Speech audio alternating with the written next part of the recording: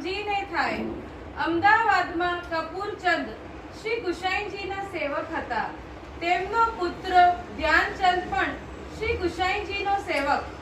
ધ્યાનચંદ ઉંમર 20 વર્ષની થઈ ત્યારે કપૂરચંદ હરિશરણ થયા।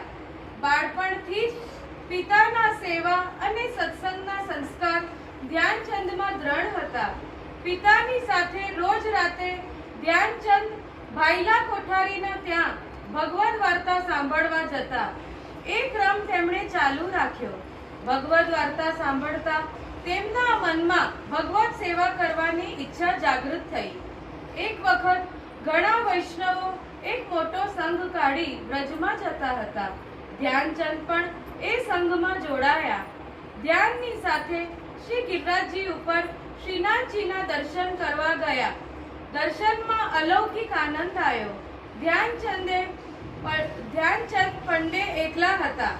કુટુંબ પરિવારની ફિકર ન હતી એટલે વિચાર કર્યો કે થોડા દિવસ અહીં જ રોકાઈ જઈ અલૌકિક આનંદ લઉં। તેઓ શ્રીનાથજી દ્વાર રોકાઈ ગયા। રોજ સવારે મંગળાના દર્શન કરી શાકઘર, પાનઘર, ફૂલઘરની સેવામાં જતા। ત્યાં જુદા જુદા સેવા કેવી રીતે થાય તે ધ્યાનથી જોતા અને શીખતા। કારણ કે તેમના મનમાં સેવા કરવાની ઈચ્છા દિવસે ને દિવસે પ્રબળ બનતી હતી। તેઓ વિચારતા હતા કે અહીં નજરો નજર જોઈને સેવાની રીત શીખી લઉં, જેથી શ્રી ગુસાઈજી શ્રી ઠાકોરજી પધરાવી આપે ત્યારે સેવા કરી શકું। એક દિવસ રાજભોગ આવવાનો સમય હતો। ચોકમાં ભંડાર પાસે ધ્યાનચંદ બેઠા હતા। મંદિરમાંથી ભીતરિયા બહાર આવ્યા। તેમણે જલઘરિયાને હાક મારી કહ્યું, લાકડાની નાની નાની પાટલીઓ ખાસા કરી પધરાવો। મનમાં વિચાર કર્યો કે અત્યારે શ્રીનાથજીને રાજભોગ ધરાઈ રહ્યા છે। આ લાકડાના ટુકડા પણ જરૂર રાજભોગમાં આવતા હશે, એટલે જે જ ભીતરિયાએ ખાસા કરીને માંગ્યા। થોડા દિવસ પછી સંઘ શ્રી ગુસાઈજીની આજ્ઞા લઈ ગુજરાત તરફ પાછો ફર્યો। ધ્યાનચંદ પણ સંઘ સાથે પાછા ફર્યા। પાછા ફરતા પહેલા તેમણે શ્રી ગુસાઈજીને વિનંતી કરી, મહારાજ, મને સેવા પધરાવી આપો। શ્રી ગુસાઈજીએ તેમને લાલનનું સ્વરૂપ સેવા માટે પધરાવી આપ્યું। ધ્યાનચંદ ઘેર આવ્યા, સેવા કરવા લાગ્યા।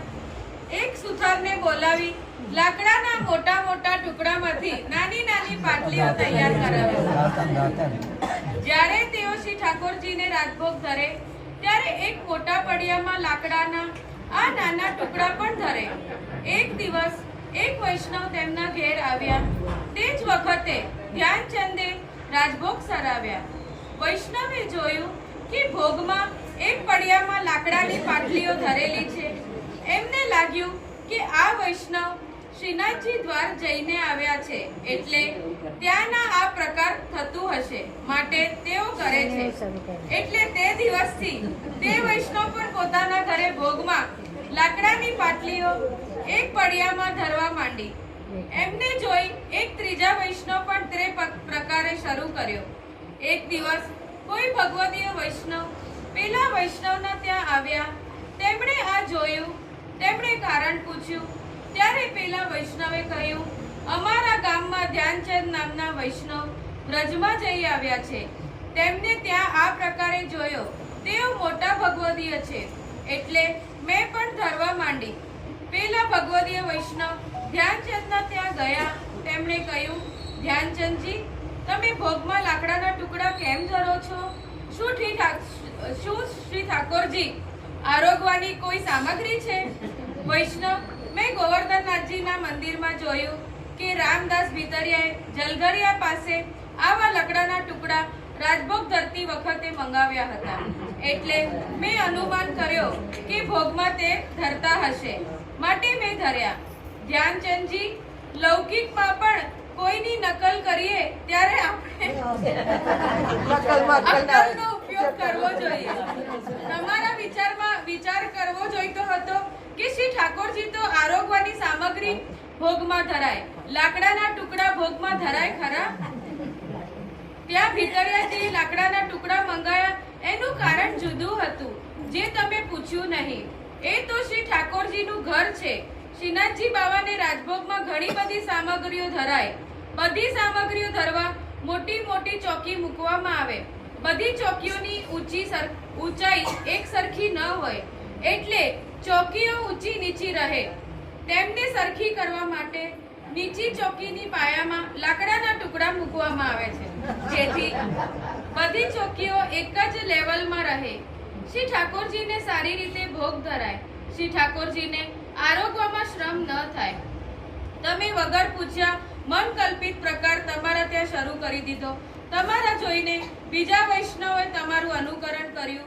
શ્રી ઠાકોરજીને આથી ઘણો શ્રમ થયો, કારણ કે શ્રી ઠાકોરજીએ શ્રી મહાપ્રભુજી અને શ્રી ગુસાઈજીને વચન આપ્યું કે તમારો જે કોઈ સેવક મને તમારી કાની આપીને જે કઈ સામગ્રી ભોગ ધરશે એ હું જરૂર અંગીકાર કરીશ. માટે આજ પછી સેવા સંબંધી કાર્ય તેનું રહસ્ય જાણીને જ કરવું, કોઈનું અનુકરણ કરીને ન કરવું. સિદ્ધાંત નવનીત. શ્રી હરિરાયજી શિક્ષાપત્રમાં આજ્ઞા કરે છે કે ભગવદીયના સંગથી સેવા શીખાય. સત્સંગનો અર્થ કેવળ ભગવદ વાર્તા સાંભળીને એટલો જ નથી. સત્સંગ કરવો એટલે ભગવદીયોના નજીક રહેવું, ભગવદીયો પાસેથી સેવાની રીત અને પ્રીત શીખવા, ભગવદીયો જે પ્રકારે બતાવે તે પ્રકારે સેવા કરવી, કારણ કે ભગવદીયો સેવાના રહસ્યને જાણે છે. શ્રી મહાપ્રભુજી અને શ્રી ગુસાઈજીની સેવા વિશેની આજ્ઞાઓ ભગવદીયો જાણે છે, જેથી તેઓ શ્રી મહાપ્રભુજી અને શ્રી ગુસાઈજીને બતાવેલી સેવાની રીત વૈષ્ણવોને શીખવે છે. શ્રી હરિરાયજી આજ્ઞા કરે છે કે મન કલ્પિત પ્રકારે સેવા કદી ન કરવી. આપણી બુદ્ધિની ચતુરાઈનો ઉપયોગ કરીને સેવામાં નવા નવા પ્રકાર ન કરવા. સેવા ગુરુની આજ્ઞા પ્રમાણે જ કરવી. શ્રી ગુસાઈજી પરમ દયાળ.